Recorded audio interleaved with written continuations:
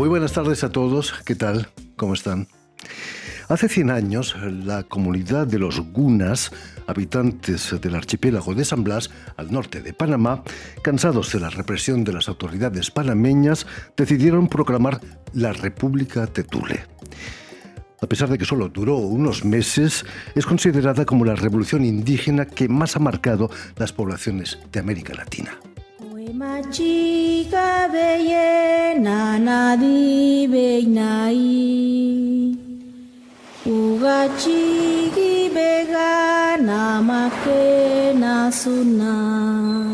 La revolución Dule es un hecho histórico ocurrido en el año de 1925 en la comarca Gunayala. Debido a este suceso, los originarios gunas alzan sus voces defendiendo y luchando por su cultura, libertad y territorio. Hoy se cumplen 99 años de este... Nuestros invitados de hoy, los académicos panameños Arístides Royo y Juan David Morgan, están aquí en París para conmemorar este aniversario, este centenario, con un conversatorio en la Maison de l'Amérique Latina de este centenario. Muy buenas tardes a ambos, bienvenidos, sobre todo. Gracias. Bienvenidos a Radio Francia Internacional. ¿Es cierto que las autoridades panameñas de la época, Juan David, querían occidentalizar a la población guna? Sí. El problema principal era que cuando Panamá se separa definitivamente de Colombia, una tercera parte de los gunas permanecieron en Colombia. Y en Panamá quedaron entonces las otras dos terceras partes, muchos de los cuales querían seguir siendo colombianos. Y eso empezó el problema, ¿no? Eso fue en 1903, esa separación, ¿no? Estamos hablando de 1913. Fue un ingeniero norteamericano enviado por las grandes compañías de automóvil para conseguir caucho, quien hizo que la revolución funcionara, ¿no? Finalmente. Ese es un concepto equivocado de los historiadores panameños. Este señor, que era un personaje de la novela La Rebelión Infinita, y que era un ingeniero de MIT y tal, sí llegó a Panamá. Sí vio a los indios gunas y sí vio unos albinos que a él se le metió, que eran de la raza blanca indígena sobre la que él había ya empezado a escribir y que él insistía en que había existido en América y que descendía de los pueblos nórdicos. ¿Fue el que los bautizó como hijos de la luna? Se llamaban hijos de la luna porque venían muy blancos y así los llamaba su pueblo. No fue March. March llegó bastante más tarde que eso. Richard March se llamaba el norteamericano. El norteamericano. Aquí estamos viendo el libro La Rebelión Infinita. ¿Qué es lo que te provocó escribirlo? Quizás desempolvar un poquito la historia de la revolución de Tule. Sí, bueno, el gobierno de Panamá quiso incorporarlos a la civilización, a la cultura. Primero a través de la religión. Les envió un misionero católico, después les envió una misionera bautista, porque carecían todavía de los medios los gobiernos panameños como para llevar la educación allá. Entonces, además de eso, trajo gunas a estudiar a Panamá becados.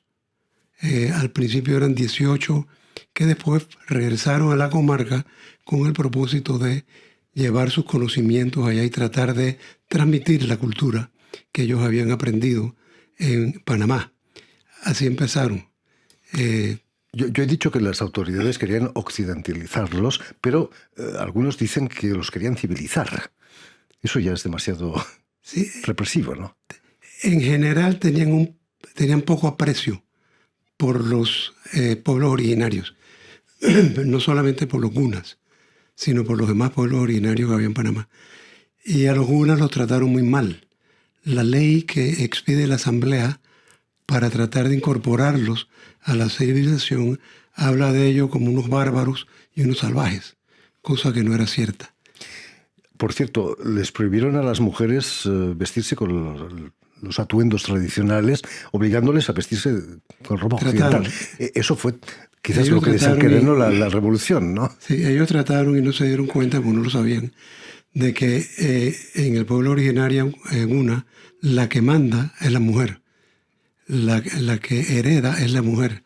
Y entonces, al ofender primero a la mujer, se buscaron un problema aún más grande. Terrible, ¿no? Estábamos viendo imágenes de la región y sobre todo de la bandera guna, que es roja, amarilla y roja, pero con una esvástica, una cruz gamada en el centro, ¿no? Sí, eso fue antes Antes del antes nazismo. de Hitler, por supuesto. Porque la cruz gamada viene de los tiempos de Babilonia y significaba algo así como progreso. Y la utilizaron muchos pueblos. Ellos la invirtieron y sí, y esa era su bandera. Los que han visitado Pompeya, en Italia, saben que hay mosaicos llenos de cruces gamadas, ¿no? Así es. Permitidme que explique que Aristides Royo, que además de académico es un político influente ahí en Panamá, fue presidente del país entre 1978 y en 1982 y formó parte incluso del equipo que negoció el acuerdo Trujillo-Carter que cedió a Panamá la soberanía del canal. ¿Qué pensaste de las declaraciones de Donald Trump cuando decía hace muy poco que quería volver a tener la soberanía sobre el canal? Bueno, realmente pienso que esos son criterios de él, pero que no son compartidos por la República de Panamá. El presidente de Panamá en distintas ocasiones ha desmentido las afirmaciones, algunas de las afirmaciones que ha hecho el presidente de Estados Unidos, como por ejemplo hablar de la malignidad china, de la presencia china en Panamá, diciendo incluso que China mandaba en el canal de Panamá. Y el presidente panameño Mulino señaló, no voy ni siquiera a discutir con usted sobre esto, porque cómo vamos a discutir temas que son absolutamente falsos. Y nosotros, los panameños, no sentimos que tenemos ningún problema con China. Así que entre esas afirmaciones se ha soltado también otras de que hay que retomar el canal. No solo los pronunciamientos que hizo en su discurso de inauguración, sino también en ese discurso solemne que es el Estado sobre el Estado de la Nación, en la cual le encarga a su ministro de Relaciones Exteriores, que allá se llama secretario de Estado, que él es el que tiene que dedicarse a la retoma del canal. Por supuesto, no lo ha seguido intentando. Se ha dado cuenta de la repercusión internacional, pero sobre todo se ha dado cuenta de la reacción del pueblo panameño y del gobierno de Panamá. Lo que está claro es que el canal de Panamá es de Panamá. Pero para alguien como Trump, que el Golfo de México lo llama Golfo de Estados Unidos, es delicado, ¿no? Es capaz de todo ese señor. Él ha hecho ese tipo de afirmaciones, pero que se contradicen con una realidad, que el canal no se compró en $1 como él ha sostenido. El canal fue motivo de luchas de sudor, sangre y lágrimas para copiar una frase de Winston Churchill en la Segunda Guerra Mundial. A Panamá le costó mucho el canal, pero cómo lo ha manejado. Y yo creo que ellos son conscientes, los norteamericanos, de que lo hemos manejado mucho mejor que como lo hicieron funcionar ellos. ¿Qué recuerdo te quedan de esas negociaciones con Carter? Fue un cambio de época, ¿no? Diría dos cosas. La primera, sobre Torrijos, Omar Torrijos, que era el dirigente panameño y que hizo caso omiso de lo que los norteamericanos habían dicho siempre, que era un asunto bilateral entre Estados Unidos y Panamá. Torrijos internacionalizó el problema panameño, lo llevó incluso al Consejo de Seguridad que se celebró en Panamá el 15 de marzo de 1973. Obtuvo el apoyo de todas las naciones latinoamericanas, pero obtuvo el apoyo de Francia también y obtuvo el apoyo de España y de los países europeos. Así es que con ese apoyo internacional ya había una presión sobre Estados Unidos. Pero luego hay que decir también el sentido de justicia, que yo me he atrevido a llamar un sentido de justicia con cierto sentido religioso. Y es que Carter tenía para mí una mezcla de protestantismo con calvinismo, en el sentido de que había que hacerle justicia a Panamá, no obstante, a sabiendas de que no era una causa simpática en los Estados Unidos, que se había acostumbrado durante muchos años a que el canal lo habían construido, lo habían pagado y lo habían defendido los norteamericanos. Durante los años de tu presidencia, las relaciones con Estados Unidos se deterioraron bastante. Apoyar a los sandinistas en Nicaragua o Argentina durante la Guerra de las Malvinas no era precisamente algo que le gustase a Washington, ¿no? Sí, bueno, a los norteamericanos hay muchas cosas que no les gustan de los latinoamericanos, pero no obstante, nunca nos hemos arrepentido del apoyo a las Malvinas como islas argentinas, totalmente argentinas, y el apoyo que le dimos a Nicaragua también era justificado.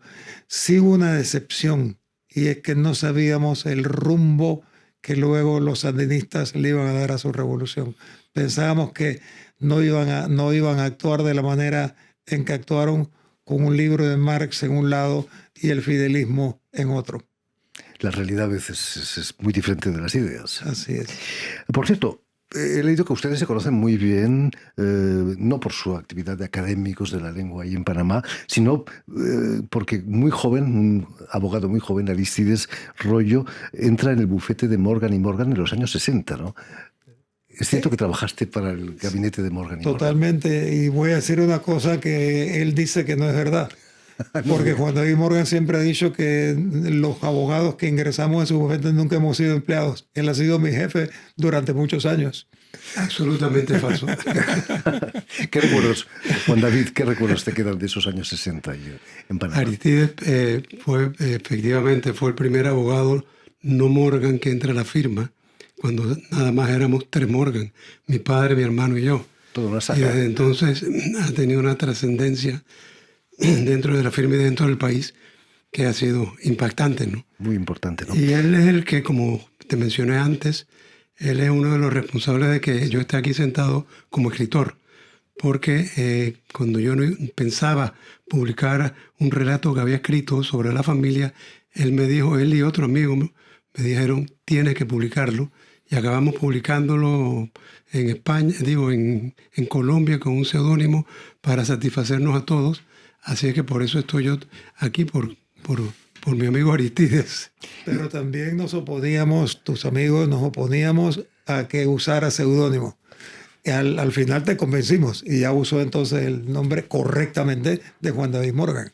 Y desde entonces has publicado muchos libros. Hemos visto una fotografía con un montón de, quizás más de 20 libros, pero incluso has escrito una obra de teatro, El Veredicto, estrenada en el 2003, con un francés como protagonista, Philippe Bunau-Varilla, el primer embajador de Panamá en Estados Unidos, ¿no? ¿Cómo surge la idea de escribir una obra de teatro sobre eso? Bunau-Varilla es un personaje que no acababa de aterrizar en Panamá.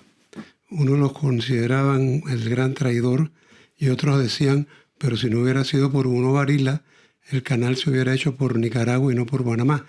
Entonces, un amigo mío, Ernest Guendara, gran escritor y dramaturgo, yo no soy dramaturgo, acordamos hacer una obra para jugar históricamente a Bunau-Varilla y presentarla en el teatro a ver cómo votaba la gente. El tiquete te podía permitir votar después que salías de la obra culpable o inocente. ¿Y qué tal? El veredicto fue...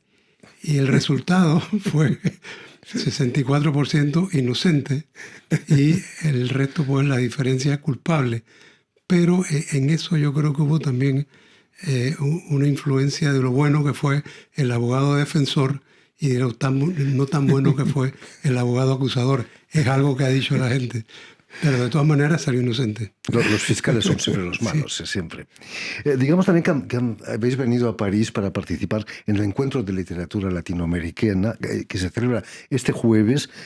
¿Qué significa, Juan David, para ti venir aquí a Francia, a París? Para muchos escritores ha sido siempre la meca, ¿no? París. Sí, bueno, para mí sería una meca ya tardía porque yo tengo muchísimos años de ser escritor y más bien estoy ya empezando a escribir quizás mis últimas obras, aunque no es ese mi propósito, por supuesto.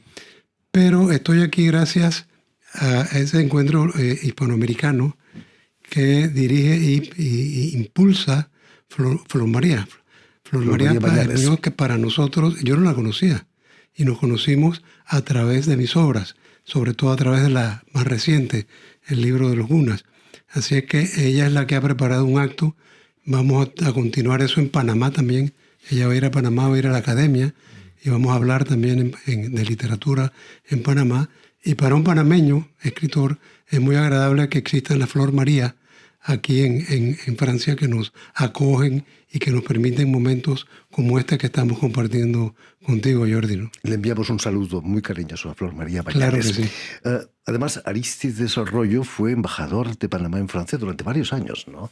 Conoces muy bien París. Me imagino que es un placer volver, ¿no?, a París para ti. Sí, y aprovecho las circunstancias de estar aquí en París y en esta famosa e histórica emisora en la cual trabajó un Vargas Llosa. Por supuesto. Cuando era joven, para mencionar un hecho.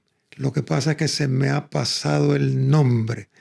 Cuando yo estuve aquí de embajador, conocí a una francesa que había creado una organización para ayudar a los albinos, porque los albinos muchas veces tienen problemas de la piel, de enfermedades de la piel, y que les afecta la vista.